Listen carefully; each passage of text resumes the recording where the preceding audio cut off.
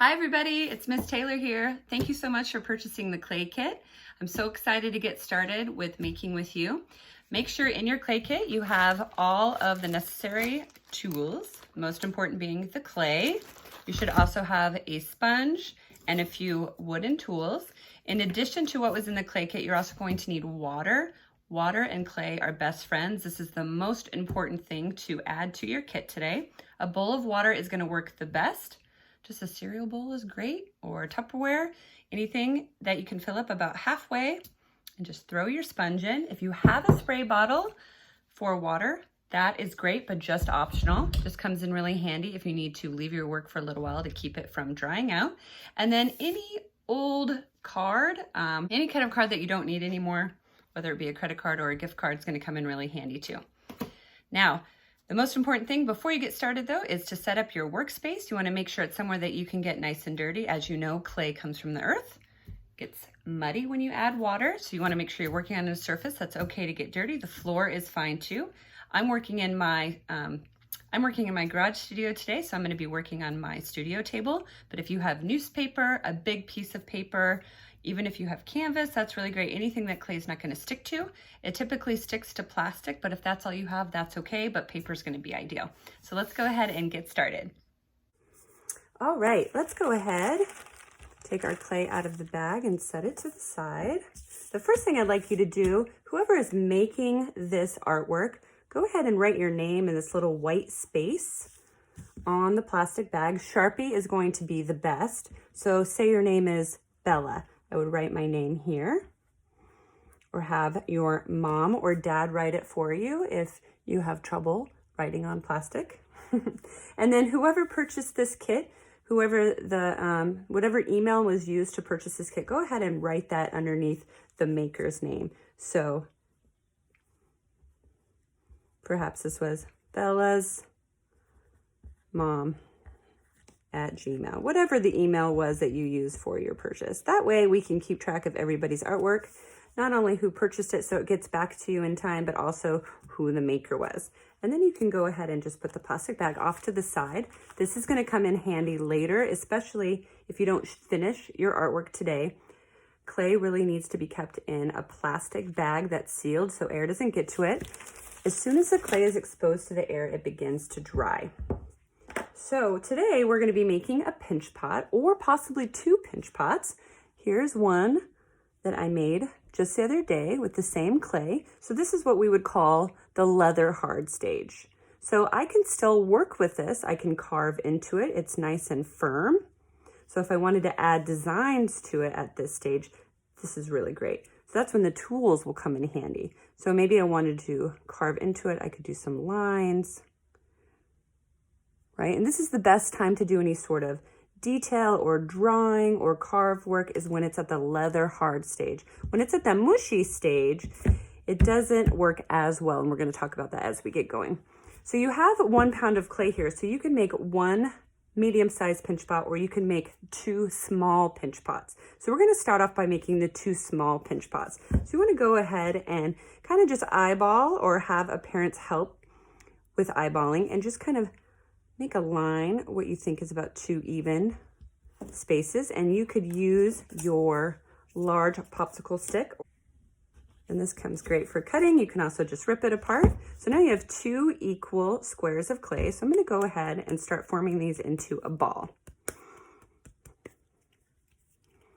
Now, if it is hot where you're working, which it might be, you could be outside, it could be a warm day, you can add a little bit of water to your hands and kind of add that into the clay as you're forming it into a ball, because clay gets dry very quickly. With that said, I'm going to go ahead and put this half back into the bag so I don't forget. It is warming up here in San Diego. Okay, once you have a pretty good shaped ball, even if it still has cracks and lines, that's okay. I sometimes will just use my finger to kind of connect those lines and make it nice and smooth. This isn't always necessary depending on how warm it is. As you can see, I'm going to add a little bit of water because it is about 79, 80 today, so it's very warm in my studio. But what this does is going to help you have less cracks and issues when you start forming your pinch pot. Okay, so now you have a nice ball shape in the palm of your hand. I'm going to go ahead and I'm going to take my thumb and I'm going to create the opening of my pinch pot. So what you want to do is you want to put your thumb and you want to push it through, but you don't want to push it through all the way. And you'll be able to feel it as long as it's on your hand and not on the table. So I'm going to go ahead and I'm going to stick my thumb in the middle. I'm going to push through, maybe move it around so I can get in there a little bit better. And I'm going to start to feel a little bit pressure on the palm of my hand where my thumb is. So there's probably about a 1/2 inch currently. You can see here. And it doesn't have to be perfect. The beautiful thing about pinch pot is you can rework it as many times as you need to. So as you can see, when I applied that pressure, because it is a little bit humid and a little bit warm today, I'm starting to get some cracks here. Those cracks can end up being a lot bigger as I start applying more pressure. So you can just kind of form them back together with your finger now. Add a little bit of water and start smoothing it. But don't add too much water because it could end up being really, really muddy. Notice I'm not using my sponge at this stage. I'm just dipping my fingers in because we don't want to add too much water and make it a muddy mess. Okay, so I'm gonna go ahead and start pinching. I'm gonna put my thumb back into the opening at the very bottom. And I'm gonna start pinching at the very bottom, and I'm not gonna pinch too hard. You wanna have light pressure, and the clay might not move a whole lot in the beginning, but that's okay. If you push too much at once, then you will get a lot of cracks and you will have to start all over. And pinch pot, forming a pinch pot takes a lot of practice. So if you feel like it's just a disaster right at the very beginning, that's okay. And the beautiful thing about clay is you can just add a little bit of water and you can squish it back into a ball again. So we're gonna go ahead and get started. Thumb in at the bottom. You can use 1 finger, you can use 2. If you have little fingers, you can even use 3. And you just want to apply a little bit of pressure. And I'm going to try to go slow so you can see a little bit of pressure at the bottom. Once you make it all the way around, then you're going to come up a little bit more to start moving your 1, 2, or 3 fingers up towards the opening. A little bit more pressure all the way around. Okay, and then I'm going to move my fingers up again. A little bit more pressure all the way around. Going a little bit faster now just because I want you to kind of see how much my opening has moved. So now you can see how my pot is starting to form. The hole is widened quite a bit, but I do have a big old crack right here starting to form. So I'm going to go ahead, I'm actually going to use my sponge now. Make sure you squeeze it out. You only need a little bit. Kind of bat a little bit of water in there. You could even smooth it with your sponge or your finger. If your fingers are getting too slippery, that's what these tools are really handy for, because you can use those as if they were your fingers. This doesn't always happen. It just really depends on how much heat is in the air around you. If it's a really cool, cold evening, this may not happen. It's really warm in here today. Okay, so now I'm gonna go back in. I'm gonna do the same thing, nice and slow. Small pinches. I'm using 2 to 3 fingers now. And you can go all the way around, or you can do the bottom and then the middle and then a little bit on the top. You figure out what works for you. The first way I did it, I pinched at the bottom all the way around. Then I moved to the middle, all the way around, little tiny pinches. And then I went up to the top, all the way around, little pinches. But some people find it easier to kind of pinch a little bit at the bottom, pinch a little bit in the middle, and then pinch a little bit at the top and then move over. So you find what you are the most comfortable with. We're all going to be a little bit different, especially at our different skill levels. Okay? So you're just going to repeat those steps, the pinching at the bottom, the pinching in the middle, and the pinching at the top until you get your desired thickness. So I've been doing this for a long time. So do not compare my pot to your pot because you are at a completely different skill level. Some of you may be able to get the hang of it right off the bat, but some of us might take a little bit of practice. So this is about the thickness that you want to achieve. You can actually go a lot thinner than this. This is a great thickness, especially for kids, or if you were going to use this as a planter to put a plant in, right? A pot for a plant. If you go any thinner, you have a lot more chance of breaking.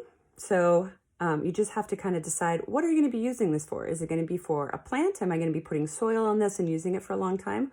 Is this going to be a cup? This could easily be a small cup. You got to think about, what kind of lip do you like on your cup? I like a thin lip on a cup. So then I would definitely want to go a lot thinner if this was going to end up transitioning into a cup. Okay, so maybe I'll make this one into a cup. That's a good idea, right? So I'm just going to continue pinching at the bottom, in the middle, and at the top. If you get any cracks, put a little bit of water on your finger. If just smoothing it with a little bit of water doesn't work, then you can also just use your tool. Okay. Go back to pinching. Again, don't add too much water. And then once you start getting it into the shape that you like, you can start creating a bottom for it too. I'm getting a big crack right here, so I want to smooth that out first. I don't want to make that crack any bigger. I'm going to add a little bit of water. Okay, I'm going to let that dry a little bit before I form the bottom. I'm going to come back to it since I had that big crack. A little bit more pinching. Like I said, again, if you want this to be a cup, you might want to make the lip, that's what we call the top edge here, a lot thinner.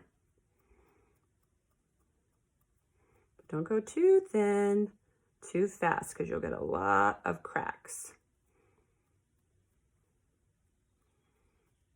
All right, my bottom is a little bit drier now, so I'm going to use my table to help form the base of my pinch pot, which would be called the foot. Just going to kind of lightly tap it on the table, and look at that. Now it has a flat bottom. Okay, and you can do the same thing with the top if you're really careful, just to make sure that you get a nice flat, even top. If you don't want a flat, even top, then you don't have to do this step. You can see I have a little bit of a curve here. Some of us like that look, but if you want it to be a little bit more flat like I have on this one, you can carefully flip it over and kind of tap it on your table. Tap, tap, tap. Maybe turn it, tap, tap, tap. See, now I have a little bit more flatter and even top, but I'm going to go back to pinching because, like I said, I'm going to make this one into a cup. So I need a little bit thinner edge here, or what we call the lip of the cup. Thin that out, little pinches. Don't pinch too hard. Very light pinching, very light. All right, now I'm starting to get a little bit thinner. That's not too bad. Make sure you kind of give the whole cup a feel around and make sure you don't have any spots that are super, super thick or super, super thin. Clay really likes to be able to dry evenly. This really helps so you don't have a lot of cracking.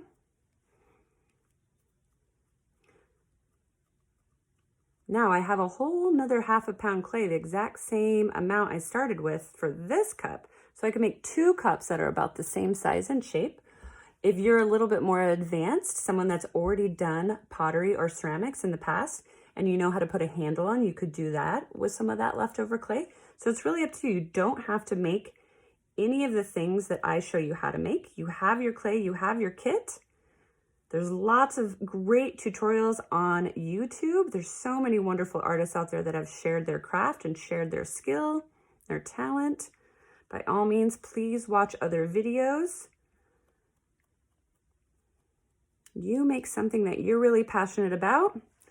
If you're a young one, if you're a parent working with your child and the pinch pot is too much of a challenge for them, you can also flatten out your clay. Get out those cookie cutters you might have from Christmas or Easter or any other holiday, and you can make some really fun tiles with your kids too. Don't feel like you have to make a pinch pot.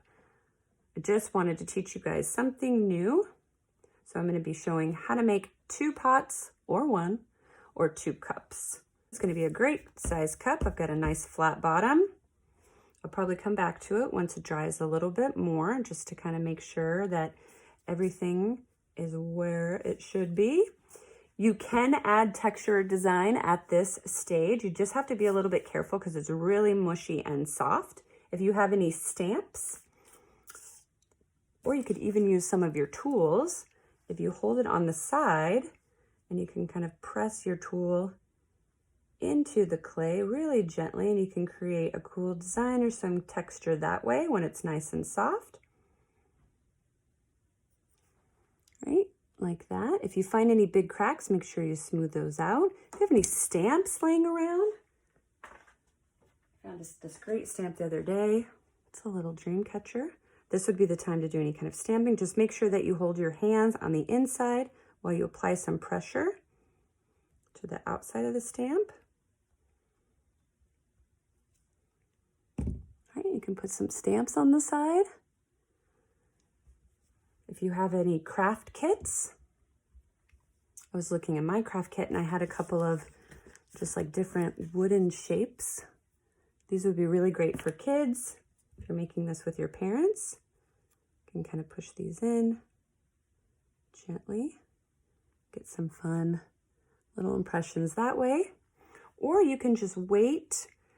So if you're worried about messing it up because it's a little mushy at this stage, you can kind of just put it off to the side and let it dry for about an hour. It's very warm right now, so you can come back to it and it'll be at this leather hard stage, right? At the leather hard stage is a great time for doing any kind of carving.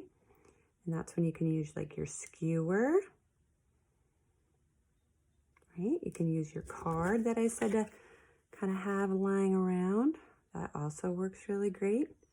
Get some nice clean lines. Also, what you can use this card for is if you have really big areas that you want to smooth out, like right here is really bumpy.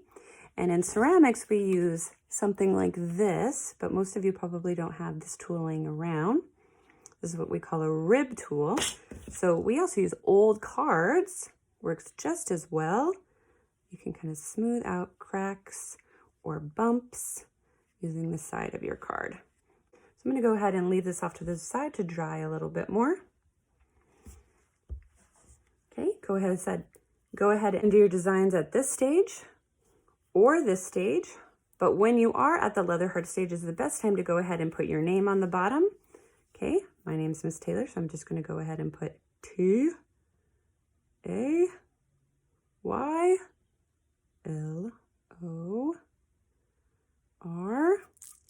You can use your skewer stick. You can also use a pencil, comes in really handy as well. And I always love to put the date, because then when I pick this up years later, I'll be like, wow, I made that when? How long ago? My mom actually has one of the first pots I ever made. I was probably about 7 years old, and it's still in good shape. And then just kind of pull out the little crummies. You have your name on the bottom. And get your bag. When it's at the leather hard stage, okay? Make sure, do your best to transport your project back to me at the leather hard stage. It's okay if it dries out. I understand we get busy and we forget to go and drop it off, but transport's gonna be a lot better at the leather hard stage. It's gonna be a lot less fragile. Go ahead and put it in the bag that has your name on it, the email that's connected to your purchase, and this is how you're gonna return it back to fire it in the kiln. For those of you that don't know what a kiln is very much like an oven, but it heats up to a much, much higher degree. We're going to be firing it at about, I don't know, 1800 or so degrees. Very, very hot. And that is going to turn it into what they call ceramics. So the difference in color will be anywhere between a pinkish and a white before we paint it and glaze it. So don't forget, you have that whole other half a block of clay. You can make a matching cup or pot, or make whatever you want with this. Thank you for making with me.